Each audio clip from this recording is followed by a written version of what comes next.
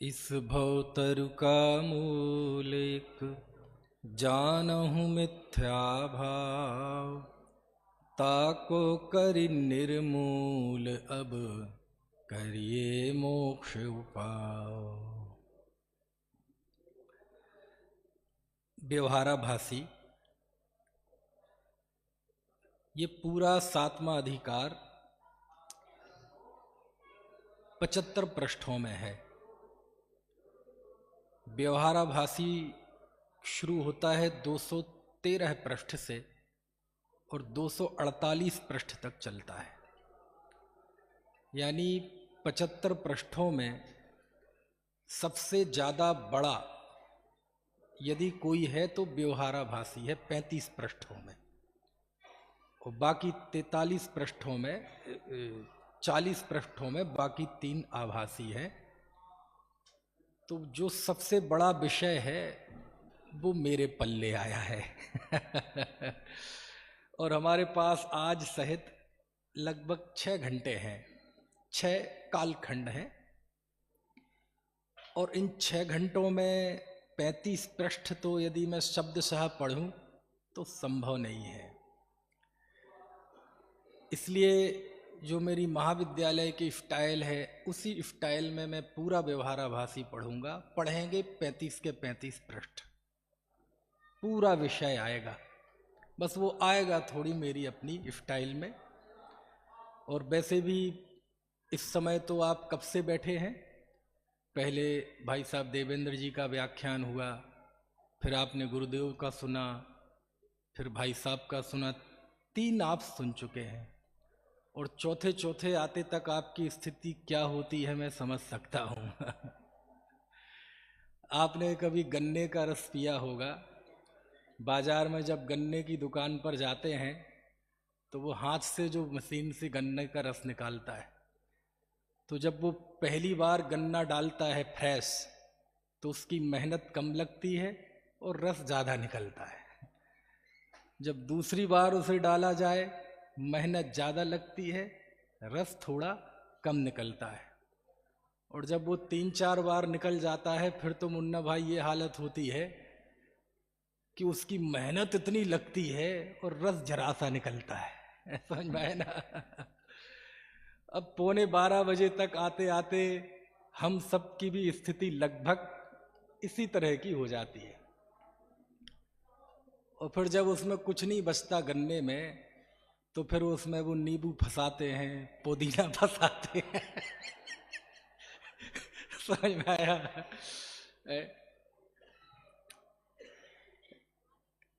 पंडित टोडरमल जी के जब हम पुरुषार्थ सिद्धि उपाय में जाते हैं तो पुरुषार्थ सिद्धि उपाय की जब शुरुआत होती है, पंडित जी ने पुरुषार्थ सिद्धि उपाय पर भी टीका लिखी।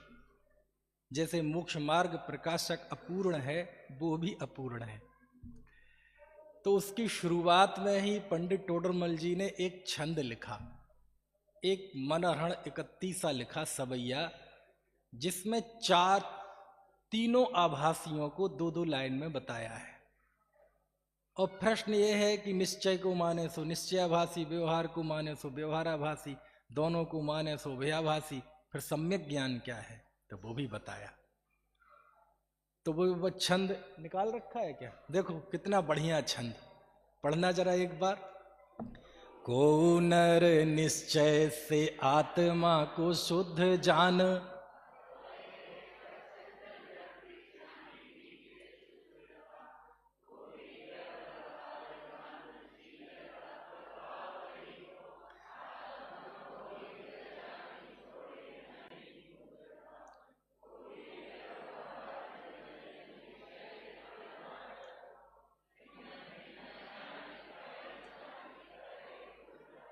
जब जाने निश्चय के भेद व्यवहार, सब कारण को उपजार माने तब बुद्धता। क्या अद्भुत छंद है! 8 पंक्तियों का छंद है, 2 पंक्ति में निश्चयाभास, 2 पंक्तियों में व्यवहाराभास, 2 पंक्तियों में उभयाभास, और 2 पंक्तियों में वस्तु का स्वरूप है। नहीं बढ़िया? अर्थ समझ में आया थोड़ा बहुत क्या क्या लिखा है? है ना। अब अर्थ में समझाऊंगा नहीं, मैं तो आपको ध्यान आकर्षित कराया।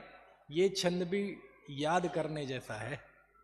एक बार अच्छे स्वर में पढ़ें, थोड़ी नींद भाग जाए जोर से। को नर निश्चय से आत्मा को शुद्ध। ये मालूम, ये छंद जो है ना, आमतौर पे जब वीर रसात्मक बात कहनी हो ना, है ना, आपने देखा होगा मंचों पे जब वो चिल्लाते हैं यहाँ बैठ के पाकिस्तान को और निपटा देते हैं कविताओं में, इसी छंद का प्रयोग करते हैं, है? ऐसा वीर रस जैसा छंद है ये। को नर निश्चय से आत्मा को शुद्ध जाने, भय है सुछंद न पिछाने निज शुद्धता। को व्यवहार तप दानशील भाव को ही, आत्मा को हित मान छोड़े नहीं उद्धता।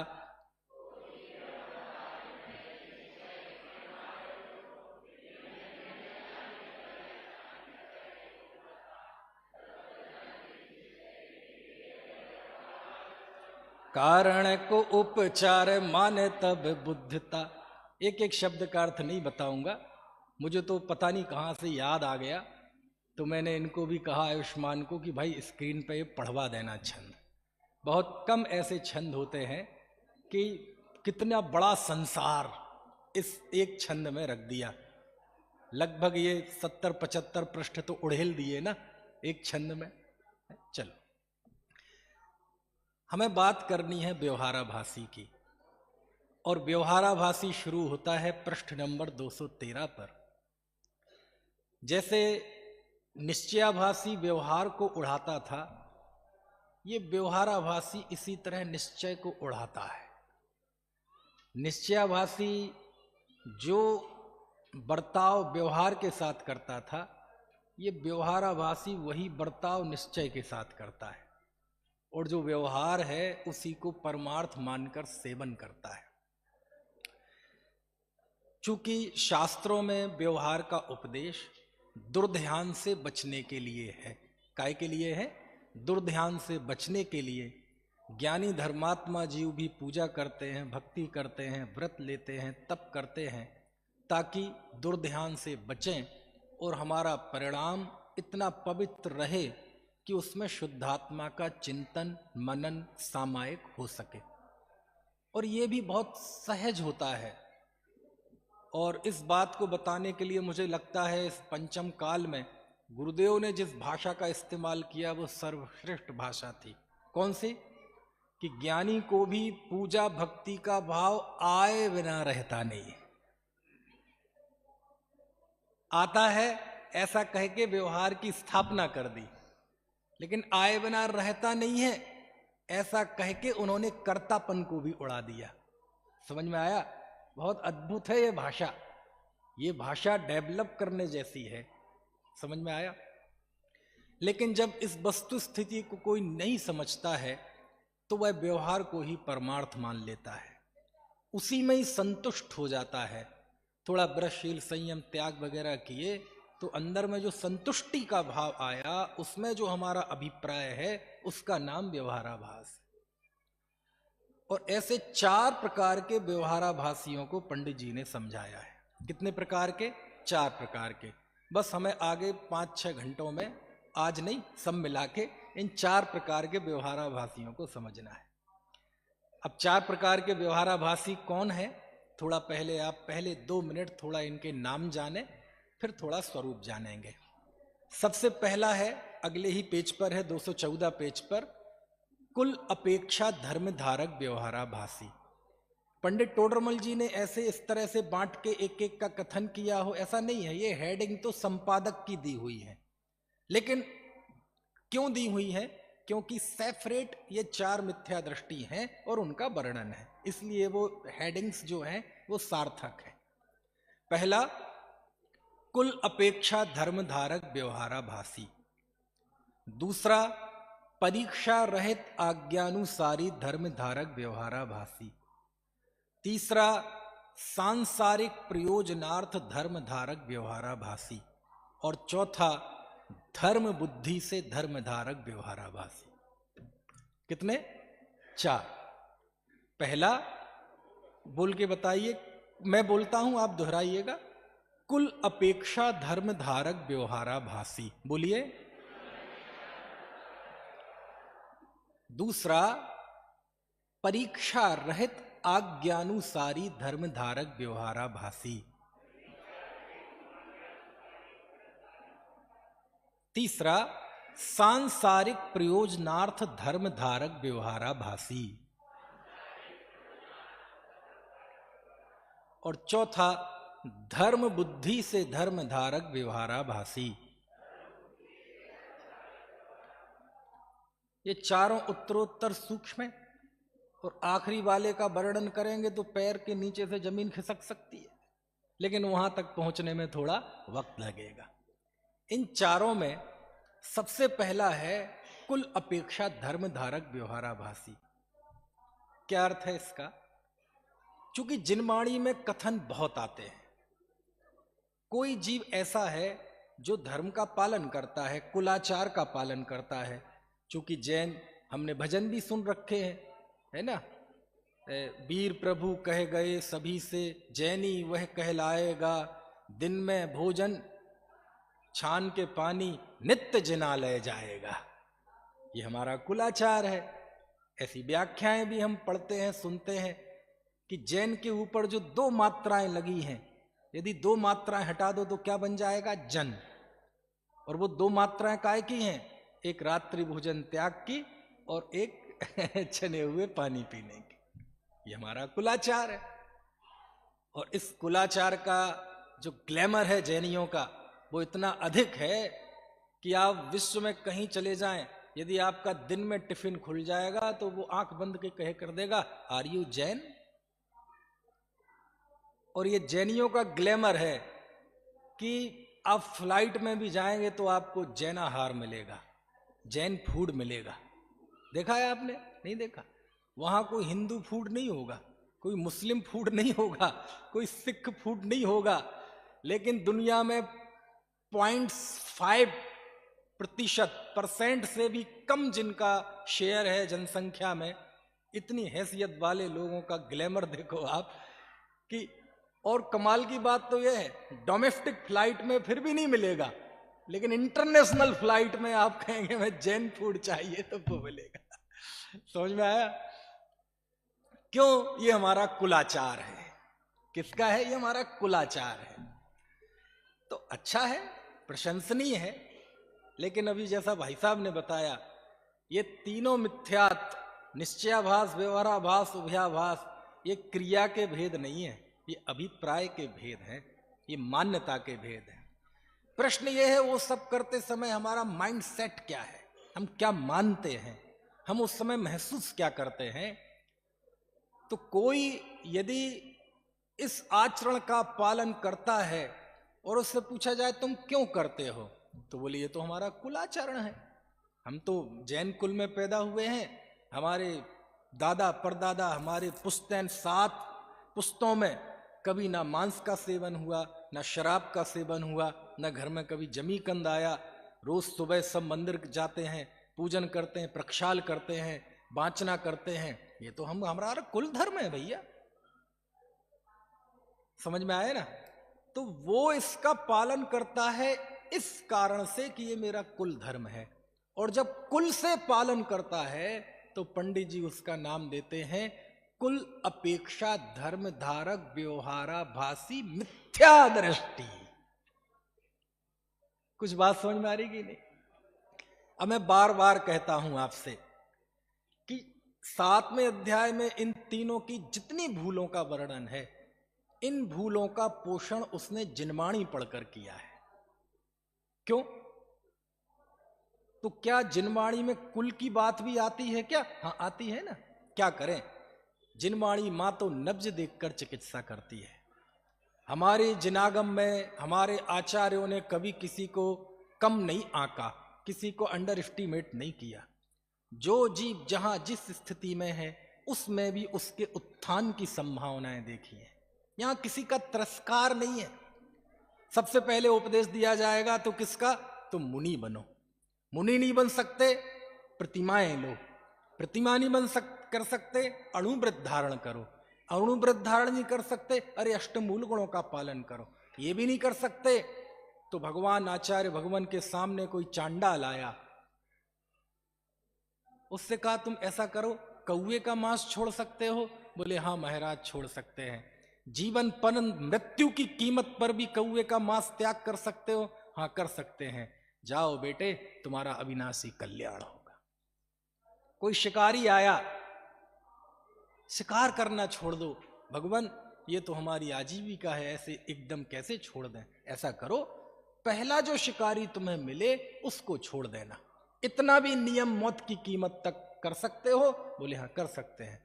जाओ वत्स, तुम्हारा कल्याण होगा। किसी को अंडर एस्टिमेट नहीं, जिन धर्म में किसी का तिरस्कार नहीं। यदि किसी का तिरस्कार होता है तो समझ लेना वो ना जिन धर्म है, और जो वक्ता करता है ना वो जिन धर्म का वक्ता है। किसी का तिरस्कार नहीं। अब होता क्या है कि कोई ऐसा व्यक्ति है जो एकांततः पाप में लगा हुआ है, कुछ भी खाता है, व्यसनों में लीन है, उसे माँ बाप भी समझाते हैं, सब समझाते हैं भैया नरकों से डर, अरे पाप से डर, नहीं मानता। अरे थोड़ी समाज में इज्जत रख, नहीं मानता। लेकिन आमतौर पर कभी कभार ऐसा होता है कि व्यक्ति से बहुत कुछ समझाया जाए लेकिन नहीं समझता, लेकिन अंत में उसे कुल की दुहाई दी जाए ना, तो कुल की दुहाई जाके उसके हृदय को चीर देती है। अरे तू नरकों से नहीं डरता, कोई बात नहीं, तुझे स्वर्गों में नहीं जाना, कोई बात नहीं, लेकिन कम से कम अपनी कुल की तो लाज रख।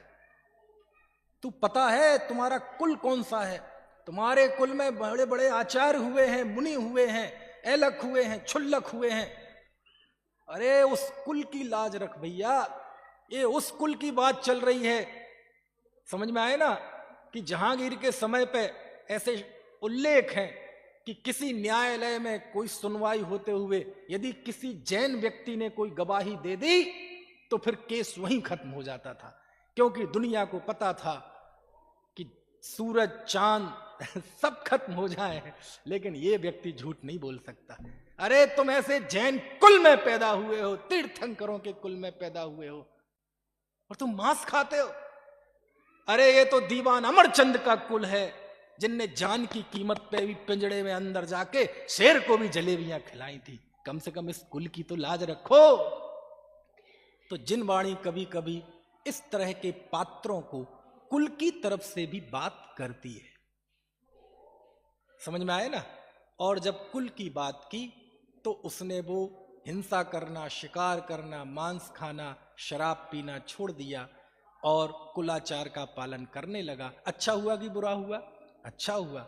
लेकिन उसके अंदर इस उपदेश को पढ़कर यह बात घर कर गई कि मैं धर्माचरण का पालन क्यों करता हूं? क्योंकि मैं जैन कुल में पैदा हुआ। तब पंडित जी ने उसे क्या नाम दिया? कुल अपेक्षा धर्म धारक व्यवहारावासी। अब लेकिन शुरुआत ही में मैंने बताया था, ये सारे मिथ्या दृष्टि हाई प्रोफाइल हैं, अनपढ़ नहीं है, अंगूठा छाप नहीं है, राह चलते आम आदमी नहीं है। समझ में आया? तो फिर पंडित जी कुछ प्रश्न करते हैं और फिर जवाब देते हैं। वो कहते हैं देखो भैया, यदि तुम्हारे लिए धर्म की परिभाषा केवल ये है कि ये मेरा कुल धर्म है इसलिए मैं पालन कर रहा हूं, इस दृष्टि से तो सभी सम्यक दृष्टि हो जाएंगे। कोई ऐसे कुल में पैदा हुआ होगा जहां मांस का सेवन चलता है, शराब का सेवन चलता है, जीवों की हिंसा की जाती है, जीवों को काटा जाता है, तो क्या कुल की दुहाई देकर क्या उसको हम धर्मात्मा कह सकते हैं? तुमने कहा ये हमारा कुल धर्म है, वो कहेगा ये हमारा कुल धर्म है। कुछ बात समझ में आ रही है कि नहीं? फिर तो वो भी सम्यक दृष्टि हो जाएगा, फिर तो जीवों को काटता हुआ, मांसाहार करता हुआ भी सम्यक दृष्टि हो जाएगा। क्यों? बोले ये हमारा कुल धर्म है। ऐसे कुल से चलता है क्या धर्म? ऐसा ऐसा जवाब दिया है, नाम ही लिया है, मुसलमान लिखा है इसमें, मैं बोल नहीं रहा हूं।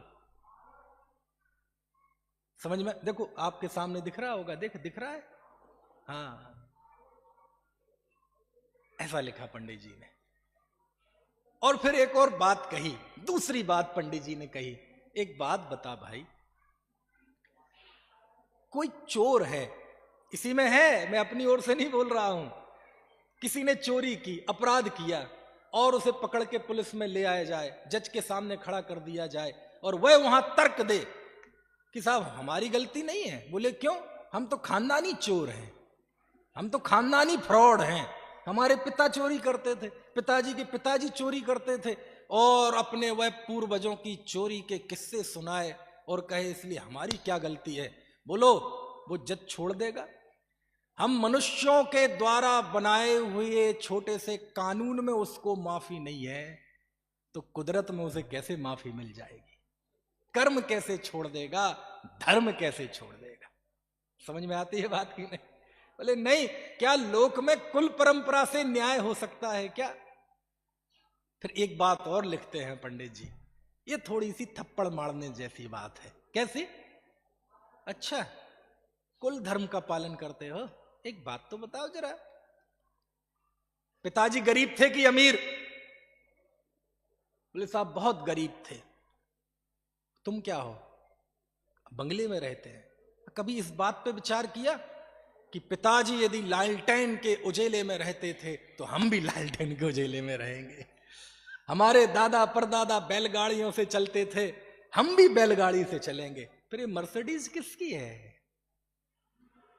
ये ओडी किसकी है? समझ में आए ना? वो झोपड़पट्टी में रहते थे तो हम भी झोपड़पट्टी में रहेंगे। वो पैदल चल के 10-10, 15-15 किलोमीटर चल के जाते थे, हम भी पैदल चल के जाएंगे। अच्छा, उस चीज में तो कुल का विचार नहीं करते। वो गांव में रहते थे, हम भी गांव में रहेंगे, उसी सड़ी गली सड़कों में, उन्हीं नालियों के बीच में कच्ची बस्ती में रहेंगे। उसमें क्यों नहीं करते कुल का विचार? वहां तो छोड़ के आ जाते हैं, और शहरों में आकर हम जैसे लोग मिल जाते हैं तो गाली देते हैं अपने पिता माता को। गाली मतलब वो गाली नहीं जो दुनिया में दी जाती है।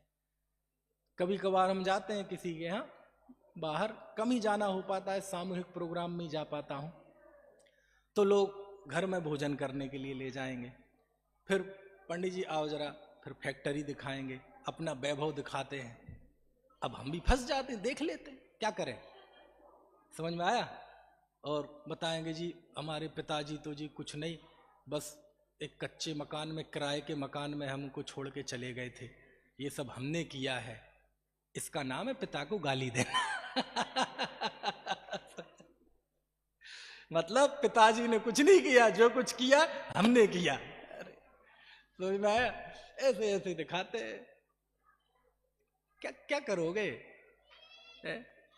तो मैं उनसे कहता हूं, देखो भैया, कोई विद्वान तुम्हारे घर में आया हो, तुम स्वाध्याय करते हो, तुम्हारे अंदर कोई प्रश्न हो, कोई पंक्ति का अर्थ समझ में ना आ रहा हो तो पूछ लो, और वो कोई काम का नहीं है तुम्हारे, और तुम भी उसके कोई काम के नहीं।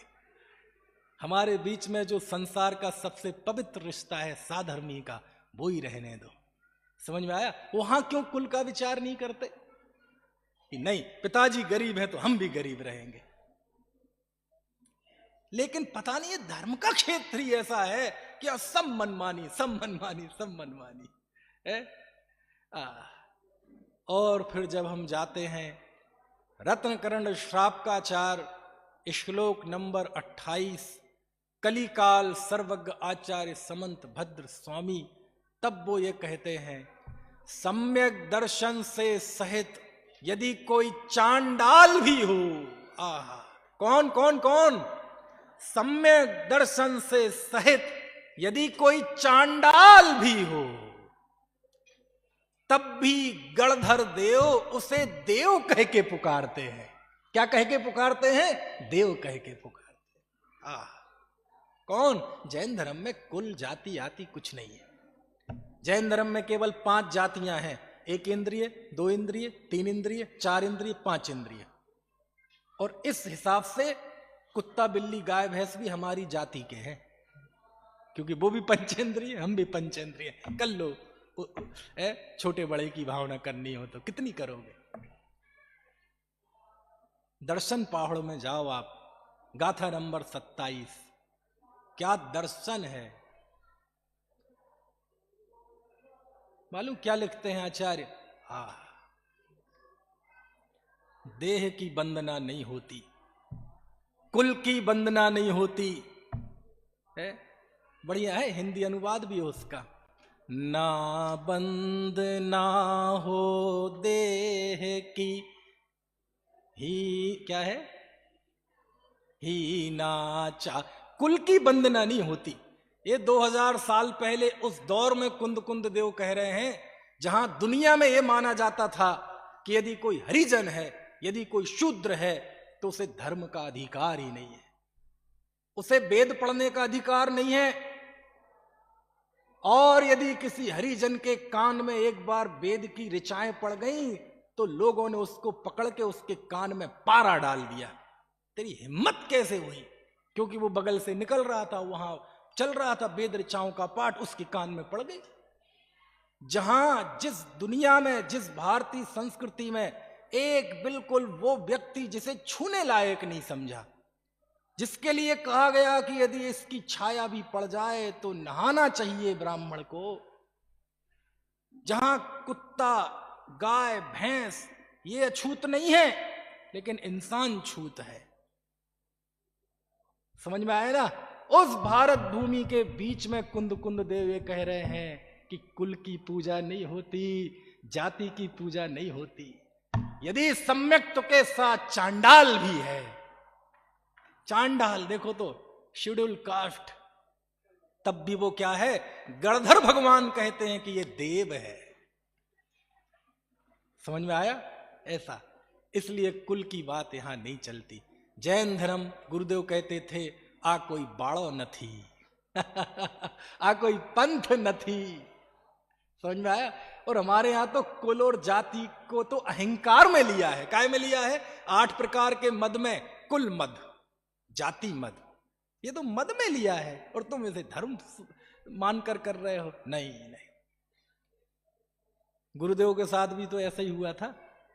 जब उन्होंने मोह पट्टी त्यागने का निर्णय कर लिया तो कितने लोगों ने उन्हें समझाया भी था, धमकाया भी था, और जब समझाने पे भी नहीं समझे, धमकाने पर भी नहीं धमके तो कुल की भी दुहाई दी गई कि कम से कम कुल धर्म की तो लाज रखो।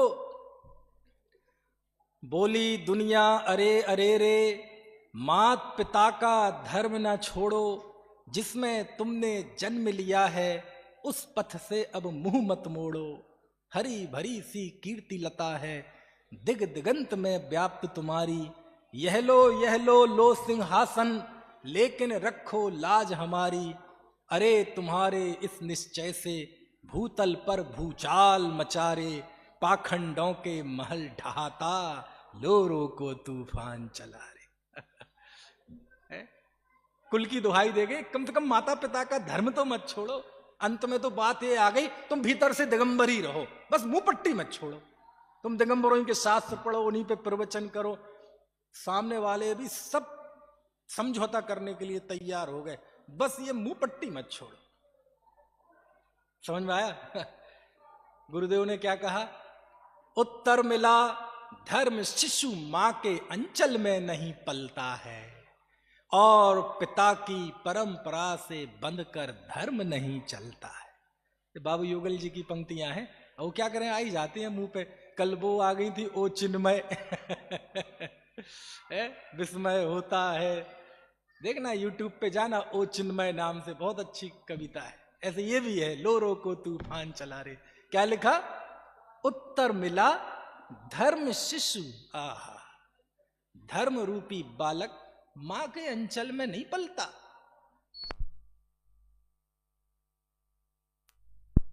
मां के अंचल में नहीं पलता है, और पिता की परंपरा से बंधकर धर्म नहीं चलता है।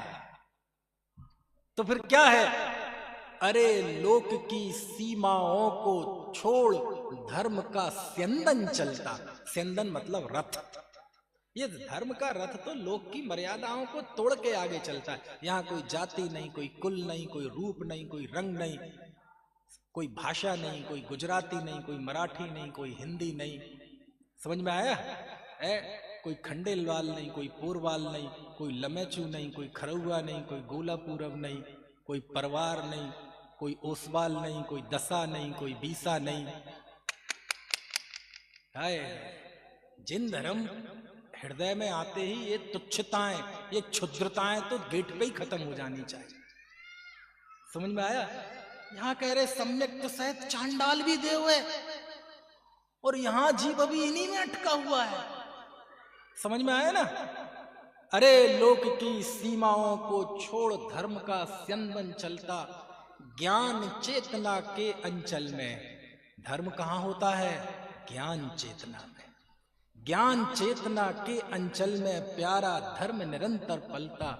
सिंहासन क्या देह धर्म की ममता तक को तोड़ चला रे, पाखंडों के महल ढहाता, लोरों को तूफान चला रे।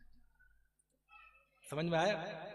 यदि कोई हम में से कोई मुमुक्षु है, लेकिन वह मुमुक्षु इसलिए है क्योंकि हमारे पिताजी मुमुक्षु थे, कोई मुमुक्षु इसलिए है क्योंकि हमारे दादाजी मुमुक्षु थे, हम तो मुमुक्षु एक खानदान में पैदा हुए जी। यदि इस वजह से कोई मुमुक्षु है तो वह मुमुक्षु नहीं है, वो कुल अपेक्षा धर्मधारक व्यवहाराभासी मिथ्या दृष्टि है। टिम्बड़िया जी समझ में आ रही बात की नहीं? चलो, समय 12 से ज्यादा हो गए हैं, छोटे दिन होते हैं, है ना? ये है कि कुल से धर्म नहीं होता। तो पंडित जी से प्रश्न किया कि अब करें क्या? तो कहते धर्म का पालन करो, लेकिन ये मानकर करो कि ये जिन आज्ञा है। कौन है? जिन आज्ञा है। ठीक है, इसके आगे बात दोपहर में।